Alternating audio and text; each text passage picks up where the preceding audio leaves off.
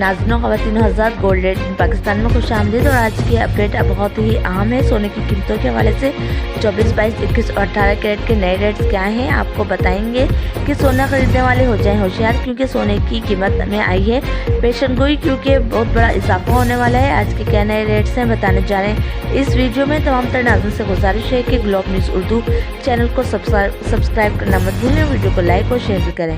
आपको बताएं कि एक ही रोज़ के दौरान में कीमतों में हो गई है बहुत बड़ा इजाफा, जहां पर अब 18 कैरेट का फी तोला रेट 1,60,800 रुपये हो गया है, जबकि 10 ग्राम के लिए 18 कैरेट 1,37,000 रुपये कीमत आई है। 21 कैरेट का फी तोला रेट 1,87,600 और 10 ग्राम के लिए 1,60,800 रुपये नया रेट है। अगर हम बात करें 22 कैरेट की, तो 22 कैरेट का रेट फी तोले के लिए 1,96,500 और 10 ग्राम के लिए 22 कैरेट का रेट 1,68,500 है।